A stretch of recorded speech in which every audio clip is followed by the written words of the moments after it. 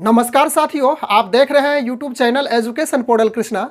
आज हम लोग पुनः इस वीडियो के माध्यम से एक नई वैकेंसी के साथ उपस्थित हैं और वह है एसएससी कांस्टेबल जीडी। एसएससी ने BSF, CISF, CRPF, SSB, ITBP, AR यानी कि असम राइफल, एसएसएफ और एनसीबी परीक्षा 2022 में एसएससी कांस्टेबल जीडी के लिए नोटिफिकेशन जारी कर दिया गया है, यानी कि उसकी अधिसूचना जारी हो चुकी है।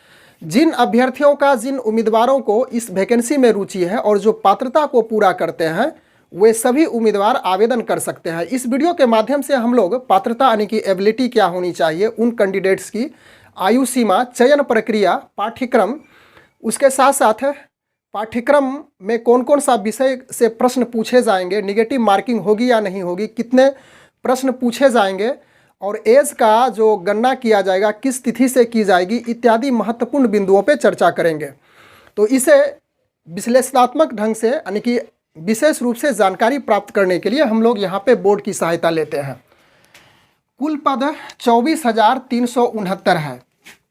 यदि आप अधिसूचना का अध्ययन किए होंगे तो स्पष्ट हो गए होंगे कि कुल पदों की संख्या 24,369 है और इस 24,369 में इस प्रकार से 8 कैटेगरी में बांटा गया है, जिसमें बीएसएफ के लिए 10,497 पद है, सीआईएसएफ के लिए 100 पद है, सीआरपीएफ के लिए 8911 पद है, एसएसबी के लिए 1284, आईटीबीपी के लिए 1613, एआर असम राइफल के लिए 1697, एसएसएफ के लिए 103 और एनसीबी के लिए 164 पद है और यह पद कुल मिलाकर के 24,369 होता है। आगे है आवेदन की तिथि कब से प्रारंभ हो चुकी है, तो यह 27/10/2022 से प्रारंभ हो चुकी है आवेदन की तिथि और 30/11/2022 तक चलेगी। परीक्षा इसकी तिथि भी घोषित की जा चुकी है। उस नोटिफिकेशन में स्पष्ट रूप से इसकी चर्चा हो चुकी है कि जनवरी 2023 में किसी भी तिथि को हो सकती है, जनवरी महीना में। योग्यता इसमें है कि 10वीं पास यानी कि मैट्रिक रखा गया है। कहीं से भी भारत के किसी भी बोर्ड से यदि आप मैट्रिक पास हैं, 10वीं पास कर चुके हैं तो आप एबल हैं। उसके बाद शुल्क की भी बात कर लेते हैं। शुल्क जनरल, ओबीसी और ईडब्ल्यूएस यानी कि सामान्य कोटि, उसके बाद ओबीसी, पिछड़ा वर्ग, अति पिछड़ा वर्ग और ईडब्ल्यूएस है। ईडब्ल्यूएस मीन्स हो गया कि जनरल कैटेगरी में जो आर्थिक रूप से कमज़ोर व्यक्ति हैं उसके लिए 100 रुपया निर्धारित किया गया है और उसके बाद अदर, जो भी अदर कैटेगरी के हैं या तो फिर महिला हैं, उसके लिए 0 रुपया निर्धारण कि उसके लिए कोई फ़ी का उसमें चर्चा नहीं की गई है। उम्र इस प्रकार से है, एज लिमिटेशन कि 18 से 23 ईयर है, यानी कि मिनिमम 18 साल होना चाहिए और अधिकतम 23 ईयर और इस एज की गणना 1/1/2023 से किया जाएगा, यानी कि 1/1/2023 के अनुसार से यदि आपका इस एज में आते हो, इस एज में बिलोंग करते हो तो निश्चित रूप से आप इस फॉर्म को भर सकते हैं। उसके बाद छूट की भी चर्चा कर लेते हैं। एज रिलैक्सेशन SC ST के लिए 5 ईयर का छूट है, 5 साल का, OBC के लिए 3 साल का और एक्स सर्विसमैन के लिए उसके लिए 3 साल का छूट रखा गया है।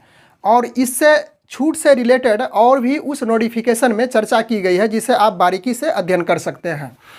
फिजिकल स्टैंडर्ड में इस प्रकार से है कि ऊंचाई जो हाइट होगी मेल के लिए, पुरुष के लिए 170 सेंटीमीटर और महिला के लिए, महिला कैंडिडेट के लिए 157 सेंटीमीटर है और सीना 80 सेंटीमीटर पुरुष के लिए और महिला के लिए यह नील होता है।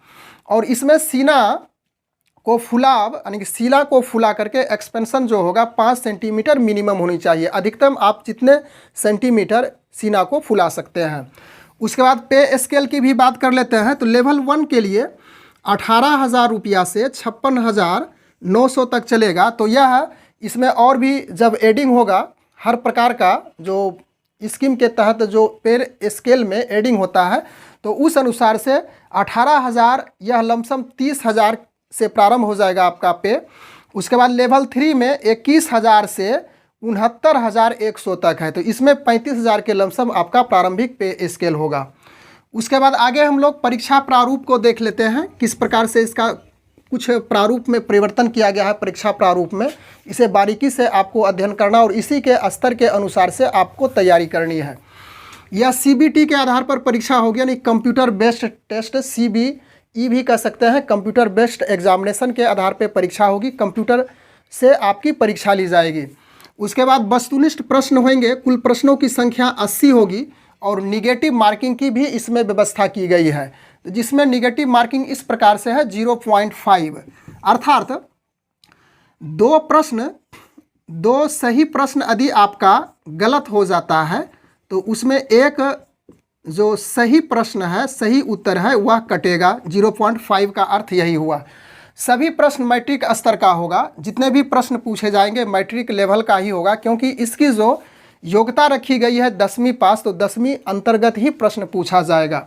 और प्रत्येक प्रश्न के लिए 2 अंक निर्धारित है। तो प्रश्नों की संख्या टोटल 80 यहाँ पे है, तो कुल अंकों की संख्या 160 हो जाएगी, यानी कुल 80 प्रश्न है तो अंकों की संख्या 160 होगी।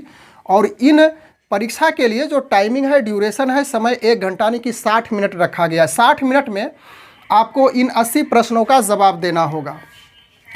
उसके बाद यहाँ पे सिलेबस की हम लोग चर्चा कर लेते हैं, यानी पाठ्यक्रम इसका इस प्रकार से है। जनरल इंटेलिजेंस एंड रीजनिंग, इससे 20 प्रश्न पूछे जाएंगे। उसके बाद general knowledge and general awareness, इससे भी 20 प्रश्न पूछे जाएंगे। और एलिमेंट्री मैथमेटिक्स, यानी कि जो बेसिक मैथमेटिक्स होती है, लेकिन ध्यान रखना है कि स्तर 10वीं तक का ही रखा जाएगा, इससे भी 20 प्रश्न पूछा जाएगा। और इंग्लिश और हिंदी, यदि आप इंग्लिश में 20 प्रश्न जो पूछा जाएगा उसका जवाब देना चाहते हो तो इंग्लिश में इंग्लिश प्रश्नों का जवाब देंगे, या तो फिर हिंदी प्रश्नों का यदि जवाब देना चाहते हो तो यह आप पे डिपेंड करता है। तो इसमें भी 20 प्रश्न पूछा जाएगा और सभी से 20-20 प्रश्न पूछने से कुल प्रश्नों की संख्या 80 हो जाती है।